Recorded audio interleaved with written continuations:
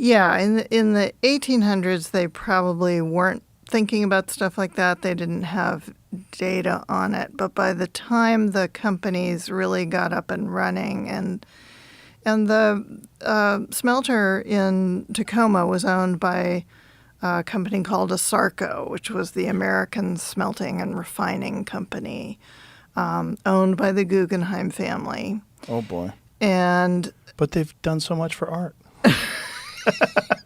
Yeah, I mean, it's just... That's what they like to do. Yeah. Yeah, it's a total Whitewashing. kind of whitewashing the reputation. Yeah. And they were among the, earlier corporations to do that, and totally successfully. It's so dark.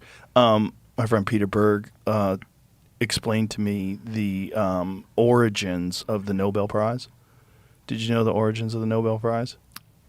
It has something to do with explosives, right? Yes. The gentleman who the Nobel Prize is named after, they erroneously reported that he was dead in the newspaper. And they called him the Merchant of Death in the newspaper. And you were like, oh, my God, this is what people think about me because he invented dynamite. And so he's like, I've got to do something to clean up my reputation. So he devised this strategy of awarding this prestigious award named after him to all the great scientists and Nobel Peace Prize and all these different things. So now when people hear the term Nobel, like, oh, he's a Nobel laureate. Oh, he's a Nobel Prize winner. And that's the origin of it. It was just a whitewashing operation. Yeah, I mean, the same thing happened with the guy who invented the leaded gas formula, Thomas Midgley, who was really a terrible guy. I mean, he invented the leaded gas stuff. He also invented chlorofluorocarbons, the stuff in refrigerants that caused the ozone layer hole? The hole in the ozone layer. Oh, terrific. So, two of the most devastating scientific discoveries in the 20th century are down to this guy. And he was awarded the, highest medal from the, American Chemistry Association, which he still holds. I mean, even though he became really ill as a result, I think, of working with this tetraethyl, it's called, the substance that was added to leaded gas. And he, went to Florida to try and heal himself of this, which I don't think you can do. I mean, I don't think going to Florida heals lead exposure. But he developed something which was called polio. He became unable to walk, and he invented this whole bizarre kind of system of pulleys that he could use to lift himself out of bed, and eventually he strangled to death in this sort of harness thing, which it may have been suicide, it may have been an accident, kind of unclear. Wow.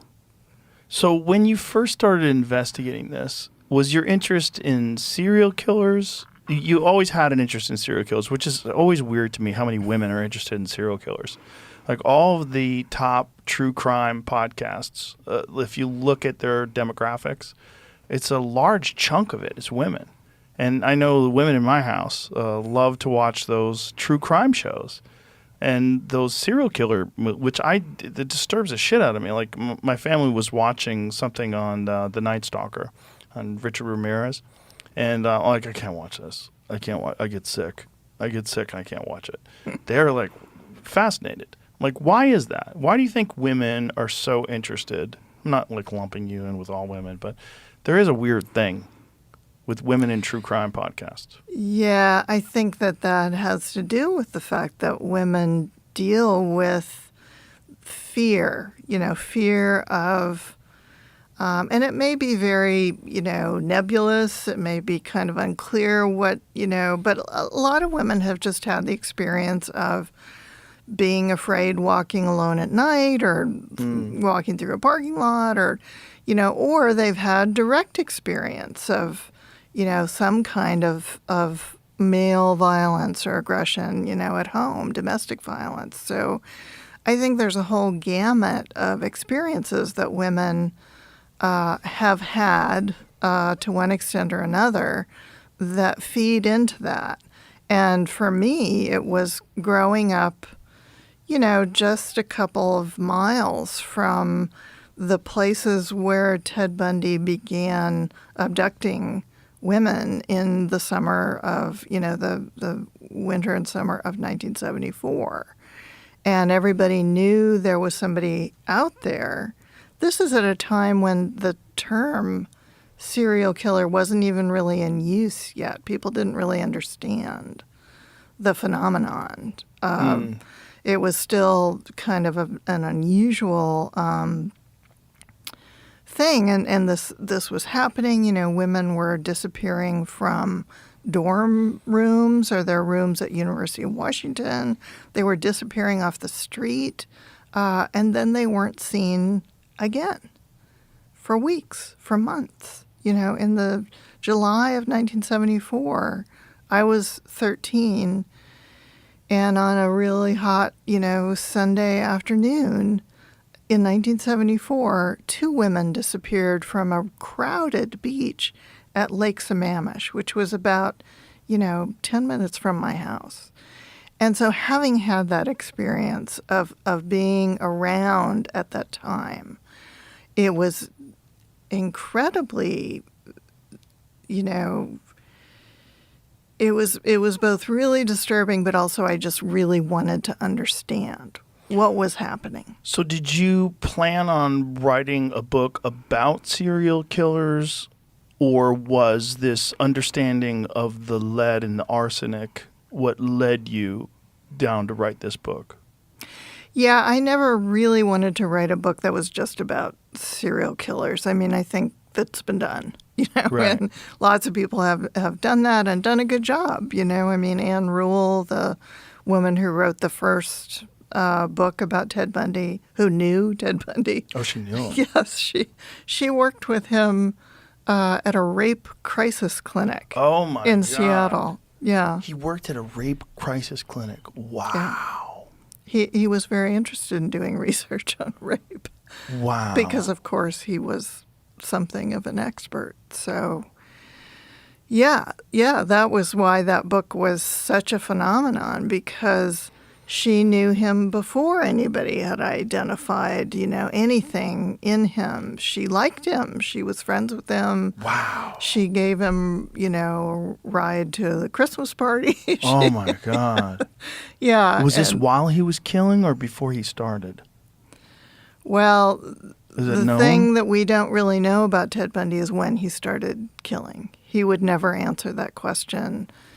And one of the cases that I talk about that really is part of what made me want to write this book is a case of an 8-year-old girl who was abducted in Tacoma in 1961, in August of 1961, Anne Marie Burr. And he was 14 at that time.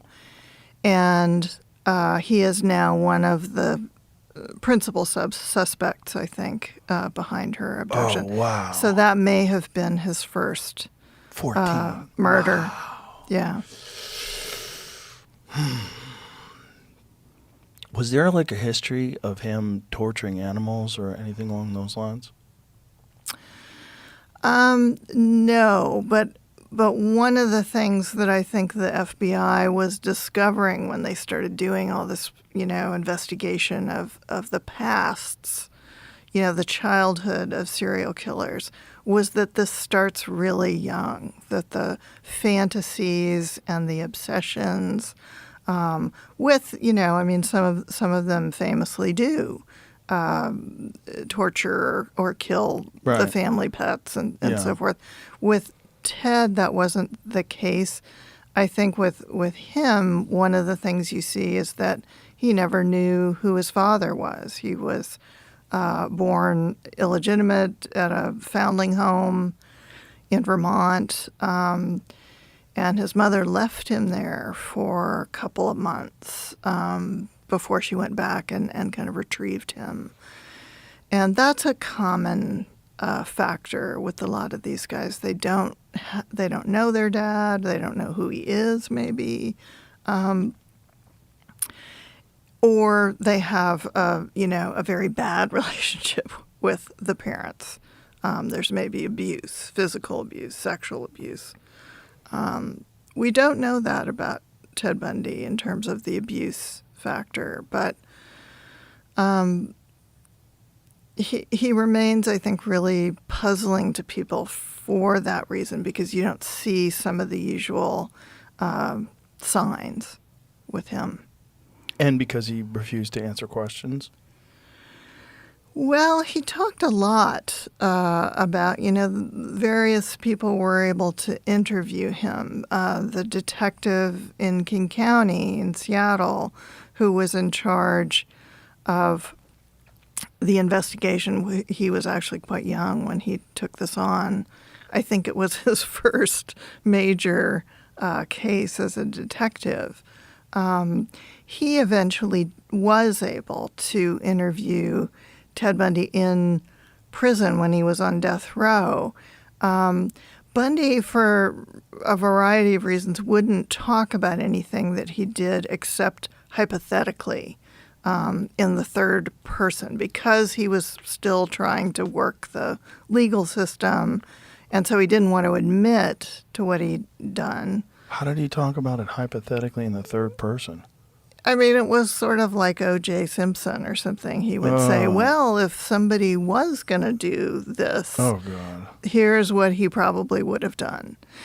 And so there was a lot of that up until the very last days of Bundy's sojourn on death row. And then he finally began confessing in the last 2 or 3 days, in an attempt, I think, to get the governor interested in perhaps extending his life because he could give information about where bodies had been left and so forth. But that didn't convince the governor of Florida.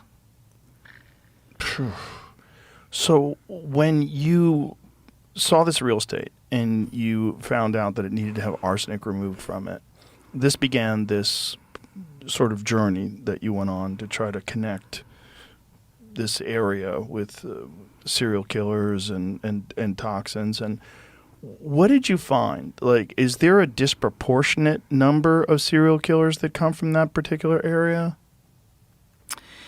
Yeah, there really are, as I discovered, a really kind of extraordinary number. And it's hard to talk about these numbers simply because we don't know what a normal number of serial killers in a given population. Get caught?